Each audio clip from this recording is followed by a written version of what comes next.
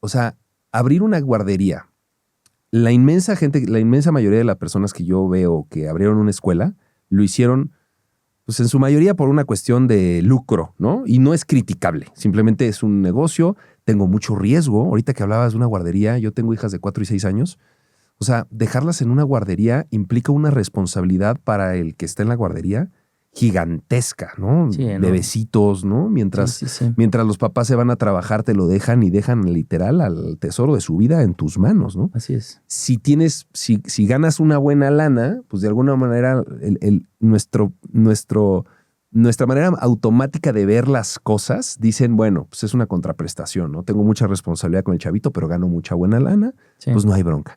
Ustedes lo hacen con un bien social, ¿no? O sea, ustedes lo hacen con un rollo de más allá del lucro, es ayudar a la gente, y supongo, ahorita me platicarás la filosofía, pero una guardería en México privada costará 10,000 pesos mensuales, debes de saberlo tú, pero según yo, cuando estuvimos en algún momento con las niñas y cotizábamos los kinders y etcétera, en esta parte de la ciudad de el Estado de México, Álvaro Obregón, en la Ciudad de México, pues un kinder, una guardería puede estar en 10,000 pesos mensuales, más o menos, guardería privada, ¿no? Correcto. ¿En cuánto están ustedes? Pues mira, nosotros empezamos en 1,000 pesos. 1,000 pesos. La mensualidad en un horario de 7:30 a 6:30 y les damos comida.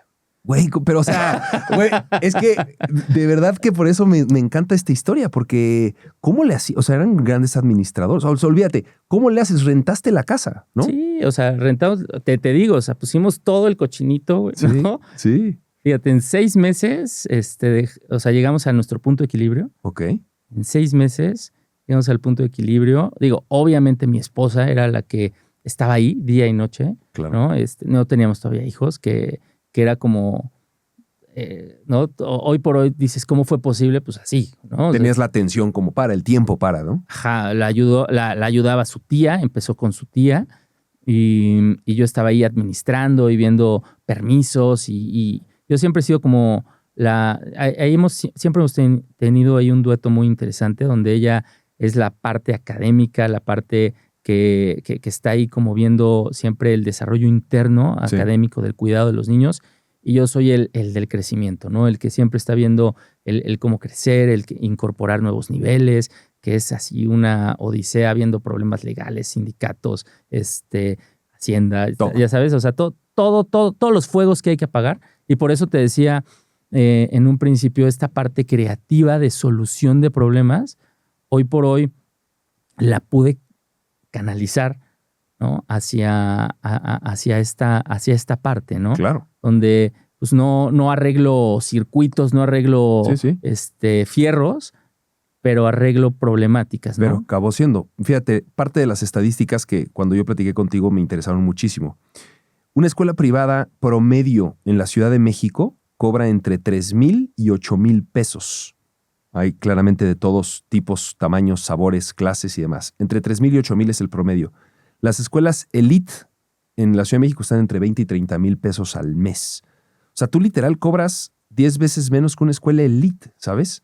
Y yo no estoy diciendo que la escuela elite esté cobrando, que esté mal, pero la nobleza de la tarea que ustedes están haciendo claramente tiene mucho mejor, va a tener un eco muy grande, ¿no? En las siguientes generaciones, porque pues, le están metiendo el cuidado que a lo mejor una escuela pública, en este caso, no tiene el recurso como para cuidarle. Ustedes con esto salen los gastos, pero tienen ese extra como para darle un cuidado.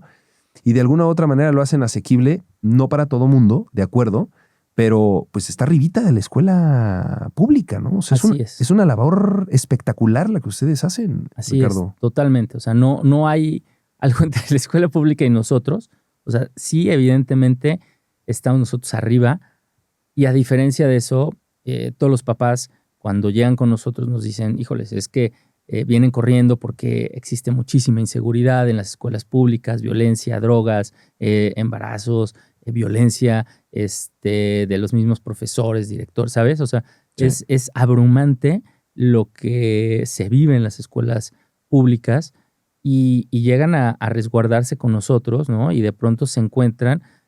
Yo me dedico a los informes, ¿no? Es una de mis tareas principales.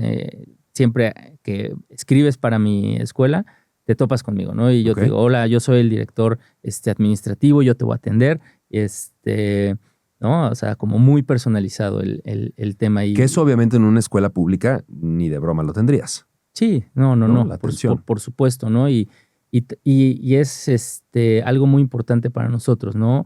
Para nosotros un lema muy, muy, muy, muy, digamos que es nuestra columna vertebral, pues es la atención hacia los papás, ¿no? Hacia los alumnos, que sea algo muy directo, muy cálido.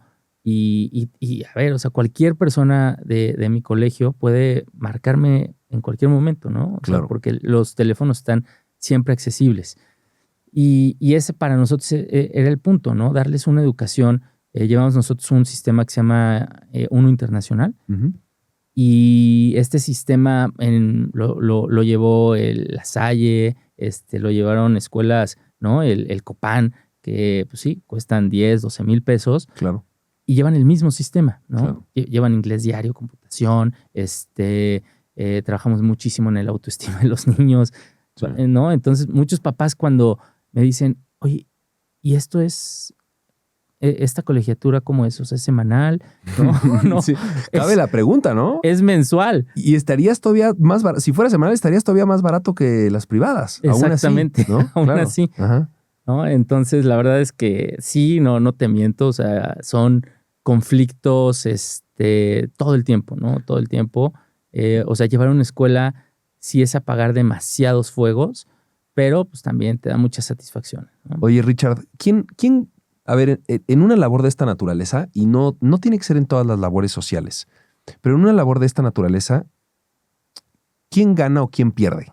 Es decir, si tú lo hubieras replicado a nivel privado, ¿no? Y hubieras cobrado los 10,000 pesos y lo haces con mucho dedicación y detalle, pues a lo mejor tendrías un negocio pues, que vendería 5 o 10 veces lo que vende y a lo mejor te caería mucho más lana a ti al final del mes, etcétera, etcétera.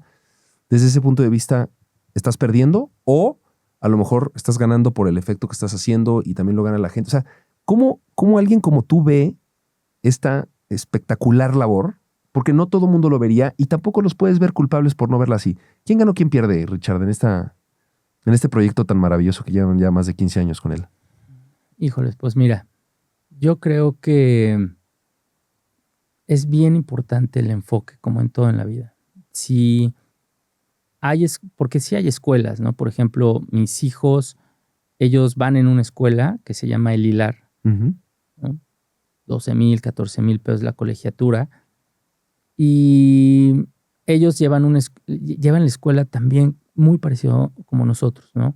Les pagan obviamente mucho más a los maestros, es una comunidad y se lleva de una forma realmente hermosa. A mí me encanta el sistema, es una educación Waldorf, y no es una educación para todos. Uh-huh. La educación Waldorf, híjoles, tiene mucho que ver con el desarrollo del ser, o sea, no es para todos, ¿no? Claro. Al fin y al cabo, y es como un segmento muy especializado, pero la forma es muy parecida, ¿no? O sea, es gente que lo dio todo, ¿no? Que obviamente la infraestructura es mucho más grande, ¿no? Es un modelo como el nuestro replicado en grandote, Ok. ¿no? Ok.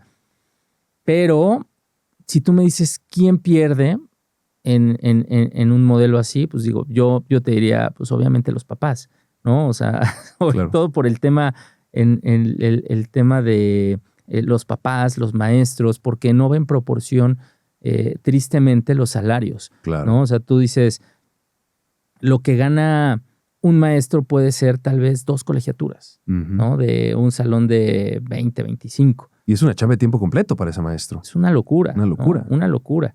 Y realmente pierde el país también. Te voy a decir por qué. Porque para mí la educación, y está comprobado en muchos sistemas, bueno, tú a nivel financiero lo debes de saber, los países que apuestan realmente por la educación son los países que crecen. Claro. ¿No?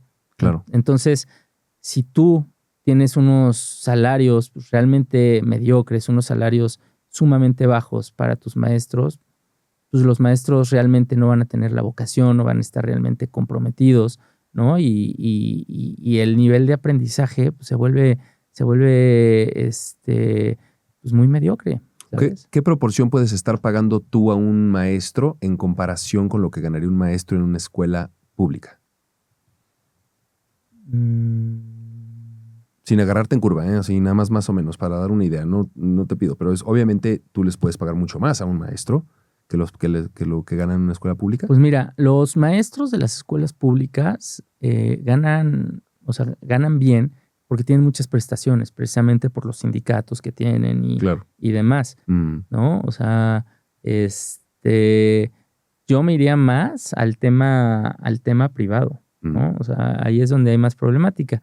El problema de la educación pública es otro, ¿no? El problema de la educación pública tiene que ver más con el seguimiento, con realmente el compromiso, porque actualmente los libros de la SEP sí están para llorar, pero antes teníamos un programa muy bueno, pero no había una capacitación, no había realmente un seguimiento donde se pudiera llevar a cabo el programa, ¿no? O sea, hablabas que era un sistema socioconstructivista, ¿no? Un sistema donde tú podías hacer que los niños fueran construyendo su aprendizaje, trabajaran con proyectos, pero pues, ¿qué crees?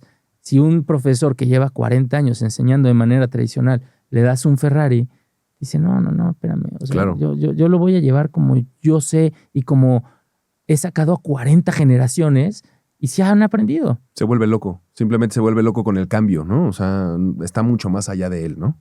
Pues, y no que se vuelva loco, sino por qué va a hacer ese esfuerzo extra, ¿sabes? Claro. O sea, porque sí es un gran esfuerzo cambiar tu forma en la que enseñas, aprender de nuevo nuevos métodos, porque es realmente quitarte de tu punto de confort. Oye, haciendo tú, y ahora que ya creces y tienes una escuela de 650 niños, la comparativa con una escuela pública promedio del área, ¿tienes idea más o menos cuántos alumnos puede tener una escuela pública? Yo sé que varía muchísimo, pero más o menos de cuánto estamos hablando, ¿sabes? Te lo voy a decir, en salones, Ajá. ahí es donde puede venir la comparación real. O sea, yo tengo salones de 20 alumnos por maestro. Ok. En un salón, en una escuela pública puedes tener 40, 50 alumnos por salón Por maestro. Eso sí es una locura. O sea, simplemente el mismo cuate se tiene que dividir entre 2 o 3, ¿no? O sea, tendría que multiplicar entre 2 o 3 para darle la atención a un chavito, ¿no? Exactamente. Si un niño detectar un déficit de atención, eso no existe. No existe, ¿no? O sea, el niño está abandonado. Claro. ¿No? ¿Por qué? Y no porque el maestro sea malo, claro. sino porque no existe la capacidad. Claro. Y el problema de las escuelas públicas es la sobresaturación. Sí. ¿No? Sí.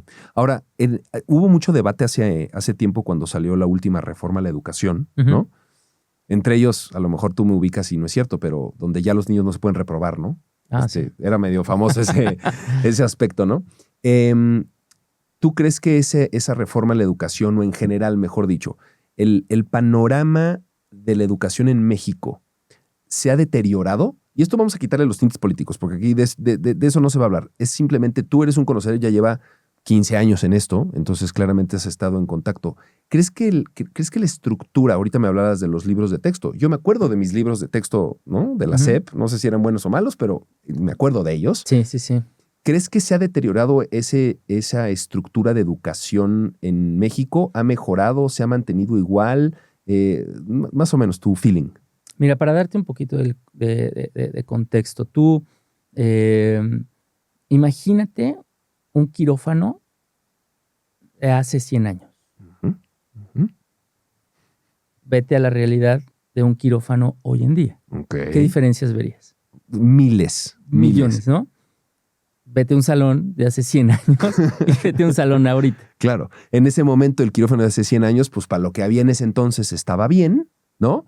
Pero el problema es que si ya no volviste a invertir y no lo tienes actualizado, pues te vas quedando atrás, ¿no? De eso, ¿no? Hoy por hoy se trata la educación, Oscar. O sea, el tema es que la educación ha avanzado tan lento a nivel mundial, tan lento que, o sea, a nosotros nos tocó aprender casi igual que a nuestros abuelos. Claro. ¿Sabes? O sea, apenas empieza a ver nuevas formas de aprendizaje, ¿no? Y apenas están entrando, y sobre todo en México, y hoy por hoy se ven raras, ¿no? Se ven como, esa escuela es así como rarita, ¿no? Y si tú me dices si la educación ha ido mejorando o empeorando, yo hoy por hoy te diría empeorando, pero empeorando desde que nuestros papás estaban estudiando, Claro. ¿sabes? Y eso te habla a que estamos peor que como estábamos en los años 70, 60, porque seguimos con el mismo sistema tradicional, y esto te hablo a nivel público, ¿no? Donde se siguen enseñando planas, donde se siguen tomando dictados, pero ahora desde un enfoque donde ya no te puedo reprobar, ¿no? O sea, es como su mismo sistema de hace 50 años, pero peor.